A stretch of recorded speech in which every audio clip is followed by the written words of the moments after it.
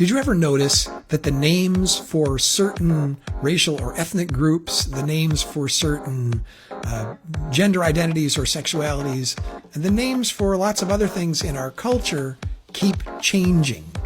This is what linguist Steven Pinker calls the euphemism treadmill. And what this is, he says, the euphemism treadmill is a process by which people invent new, polite-sounding words to refer to emotionally laden or distasteful concepts. But the problem is the association between the new word and the distasteful concept.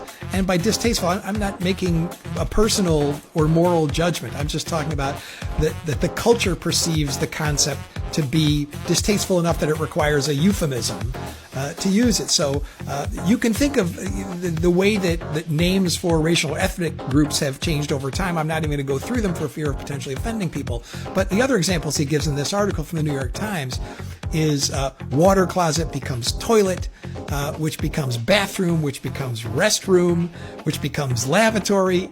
Each of these concepts is supposed to be more polite than the previous one, which was distasteful in some way. But as soon as the underlying concept is still the same, right? It's the place where we go to the bathroom. And I'm even using a euphemism there. It's a place we go to poop and to pee, which are distasteful. But the concept supposedly makes it more polite. But the concept keeps changing because the word keeps changing for the concept because every word we use gets sort of contaminated by the underlying concept. Or the other example he gives in the paper is a garbage collection turns into sanitation, which turns into environmental services. You can think of many other examples, I'm sure, but it's a really interesting property of language and of human beings that we keep needing to add new euphemisms for concepts that just make us uncomfortable.